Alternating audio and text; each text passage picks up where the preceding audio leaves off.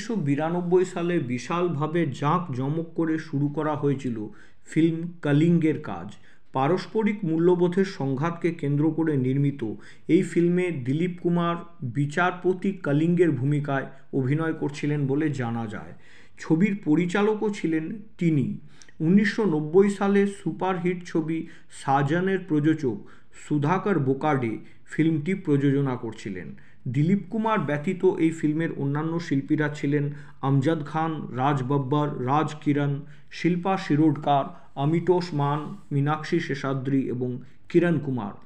এই সিনেমাটির সঙ্গীত কিংবদন্তি সুরকার জুটি কল্যাণজি আনন্দজির দ্বারা পরিচালিত হয়েছিল এবং এটিই ছিল বলিউডে এই কিংবদন্তি সুরকারের জুটি হিসেবে শেষ কাজ। অ্যানাউন্সমেন্টের পরে ফিল্মটির নির্মাণের কাজ বিভিন্ন কারণে খুব ধীর গতিতে এগোচ্ছিল। শুটিংয়ের মাঝে অনেক তারকার ডেট নিয়ে সমস্যা হয় এবং স্টার কাস্টে বারবার বেশ কিছু পরিবর্তন করা হয়। এরই মধ্যে ফিল্মের প্রডিউসার সুধাকর বোকাডের আকস্মিক মৃত্যু এবং ফিল্মের নির্দেশক এবং অন্যতম অভিনেতা দিলীপ কুমারের শারীরিক অসুস্থতা সহ বিভিন্ন কারণে শেষ পর্যন্ত কলিঙ্গকে শেলফড বা পরিত্যক্ত ঘোষণা করা হয়েছিল।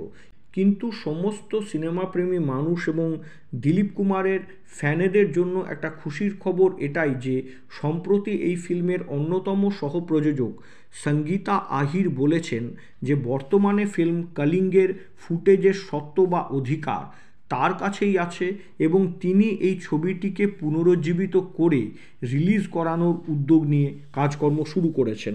তিনি আশা করেছেন যে শীঘ্রই ফিল্ম কলিঙ্গ দর্শকদের সামনে আসবে।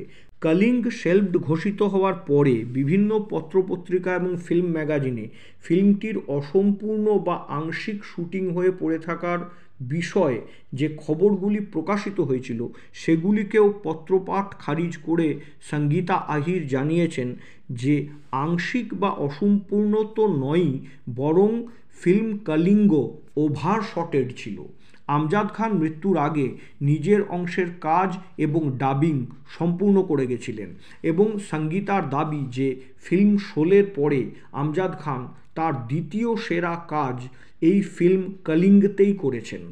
দিলীপ কুমার অভিনীত ও পরিচালিত ফিল্ম কলিঙ্গকে পুনরুজ্জীবিত করার বিষয়ে সঙ্গীতা আহির জানিয়েছেন যে তাদের কাছে এই মুভিটির প্রায় 8 ঘন্টার লম্বা ফুটেজ আছে এবং তারা সেটিকে পুরোপুরি ডিজিটাইজড করছেন।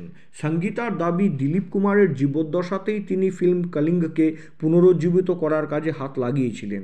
এই ছবির বিষয়বস্তু নিয়ে উচ্ছ্বসিত সঙ্গীতা আহির আরও বলেন যে ফিল্মের রাশ ফুটেজে অনেক সুন্দর সুন্দর জিনিস আছে। তখনকার দিনে ফিল্মের শুটিং হতো ভিন্নভাবে। সেই সময়ের ফিল্মগুলিতে কোনো ভিজুয়াল এফেক্টসের প্রভাব থাকতো না। দিলীপ সাহেবের তত্ত্বাবধানে ফিল্ম কলিঙ্গে কাজ করার সময় সেটি আমাদের সকলের জন্য একটি চমৎকার শেখার অভিজ্ঞতা ছিল। সঙ্গীতা বলেছেন, স্ক্রিপ্টিং পর্যায়ে আমার মনে আছে যে 2টি ভাষায় এই ফিল্মটির জন্য স্ক্রিপ্ট লেখা হতো। একজন লেখক উর্দুতে স্ক্রিপ্ট লিখতেন, অন্য আরেকজন লেখক হিন্দিতে স্ক্রিপ্ট লিখতেন।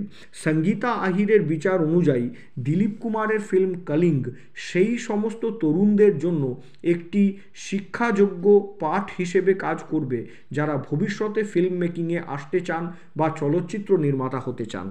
তিনি বলেন যে বর্তমান সময়ের ফিল্মে এন্টারটেইনমেন্টের নামে যা খুশি দেখানো হয়।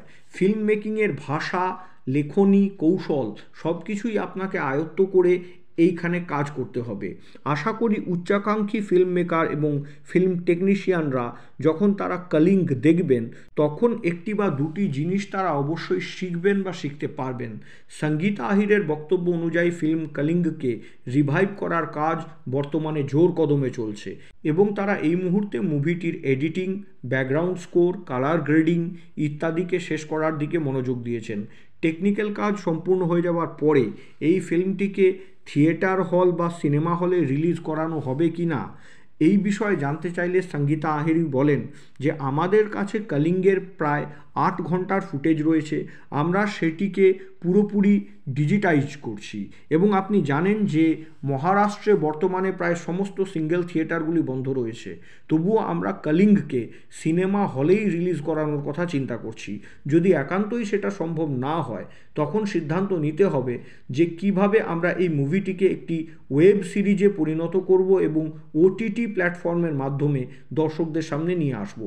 একান্ত আলাপচারিতায় সঙ্গীতা আরও বলেন যে দিলীপ কুমার সাহেব আমার পরিবারের একজনের মতোই ছিলেন।